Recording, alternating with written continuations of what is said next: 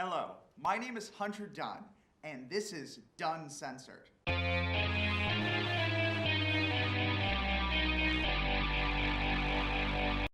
When it comes to the environment, Pepperdine has 19 classes, if you count graduate courses, that tackle environmental or climate-related issues.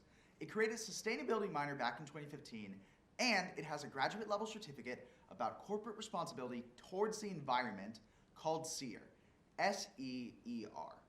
But Pepperdine has repeatedly refused to acknowledge settled science. It has sidestepped making any commitment to take steps to reduce human-made climate change. Here's their statement on the matter. Pepperdine encourages open dialogue on the issues of sustainability and climate change. This begs the obvious question. Why? Well, there's a number of possible reasons. So let's cover them. One is their stated reason.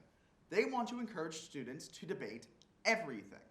After all, the Seaver College, a place of faith statement, claims that truth has nothing to fear from investigation. But I'm not sure free debate on topical issues is Pepperdine's actual main goal here. The Foundation for Individual Rights and Expression rates the status of free speech on 255 college campuses by polling students on their comfort with expressing ideas on campus, their tolerance for speakers on both sides of the aisle, their views on the acceptability of disruptive conduct, the administrative support of invited speakers, and their openness to having difficult conversations. Then, FIRE subtracts points for disinviting controversial speakers or sanctioning students or faculty for expressing their views, and, like any good college professor, they offer bonus points, in this case for supporting students, faculty, and speakers whose speech rights were threatened. They then give each college a score out of 100. For reference, the top scoring school, Michigan Tech, received a 78.01, and the lowest scoring school, Harvard, received a 0. They got a 0. So, where did Pepperdine rank? Out of the 248 schools FIRE ranked, Pepperdine wasn't ranked. Pepperdine is one of 6 schools quarantined out of FIRE's rankings with a warning label. This is how FIRE categorizes a college's speech code that clearly and consistently states that it holds a certain set of values above a commitment to freedom of speech. Pepperdine's policy that statements made on stage during a performance or on campus that disparage God, Jesus Christ, or religion are subject to disciplinary action is one of the examples that FIRE provides to justify their rating. Now, it is true that Pepperdine encourages debate on climate change, but other controversial topics are censored, like art pieces depicting LGBTQ+ relationships, as well as the use of profanity in art. Clearly, Pepperdine has higher priorities than free speech or debate on other issues. What else could it be? There is an open question, not among scientists, but among Christians on what to do about the environment. The first commandment God gives humans, according to Genesis 1:28, is to be fruitful and multiply and fill the earth and subdue it and have dominion over the fish of the sea and over the birds of the air and over every living thing that moves upon the earth. For Christians, this is part of what's called the Dominion Mandate. There are 2 dominant Christian philosophical traditions on how to interpret this mandate. The former is the environmental dominionists, and the latter are the theological stewards, which also includes the creation care movement. The philosophy around dominionism is pretty straightforward.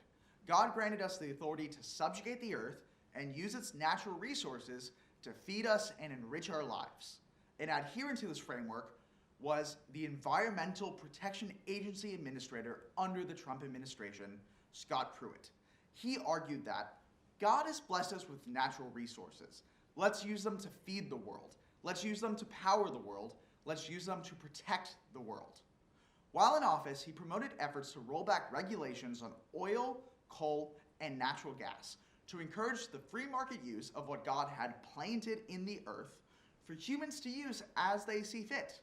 Anyway, Pruitt's anthropocentric views are reflective of a sort of human-centered environmental narrative, where God has given us this world to make beautiful things for our glory and for His, and if we destroy the world, God will just fix it. Another organization that holds a similar view is the Cornwall Alliance. As summarized by Joyce Nelson, the Cornwall Alliance teaches that God doesn't like wilderness areas, environmental regulations, or restrictions on divinely inspired free market capitalism. They're an organization made up of religious leaders and a few academics that claim that one of the greatest threats to society and the church today is the multifaceted environmentalist movement. They claim that environmentalism is a secular attempt to substitute Christianity for a false religion called the Green Dragon. As an example, one of their books by James Wanless casts their battle with secular humanists as a cosmic battle between good and evil. The fruits of the Green Dragon are not good, but evil. Christians must resist green overtures to recast true religion, nor allow themselves to be prey of teachers of pagan heresies. I must admit, I find their book a little silly, if you couldn't tell by the dramatic voiceover. But in the Alliance's defense, some environmentalists are deeply critical of Christianity. And the Cornwall Alliance, based on an interview in The Guardian with its founder, E. Calvin Beisner, claims that's interested in the promotion of growth, be it in human population, the economy, or the flourishing of life generally. Meanwhile, the other side of the debate is represented by proponents of theological stewardship and also members of the creation care movement. For stewardship, I think Drew Crane's statement explains it well. Christians as a social group have the greatest rationale for caring for the planet. Scientists have a responsibility to generate quality data on the status of the Earth's health, and Christians have a motivation to act on this data to protect the Earth's health. Stewardship and creation care are pretty similar, and creation care could be seen as a part of stewardship, but it's a bit more specific. So, my friend Arpi and I interviewed Pepperdine's own Dr. Christopher Doran, a member of the creation care movement, to help explain his position. Creation care, I think, can be defined as maybe not a uniquely Christian thing, but a very Christian idea that Christians, or those who identify as Christians, because of their faith commitments, should take care of the creation, the planet Earth that we live on, because God has made it, and God cares and loves deeply for not just inanimate creation like rocks and mountainsides and such, but all of the trees, amoebas, and blue whales and everything else in between that God has created. Creation care is often aligned with theological stewardship, or at least that idea in Protestant circles, American Protestant circles in particular. But I find that creation care, at least in the last 20 or 30 years, those who say they're involved in the creation care movement are trying to broaden that to mean not just a theological affirmation of what God cares about and values, but a sense of humans supposed to be caring not just for humans, but for all things that God values and cares about. Despite the different framework, stewardship and creation care are on the same side, taking action to protect God's creation nature. This position is supported by a slew of pastors and religious figures and groups, regardless of political, denominational, or theological divisions.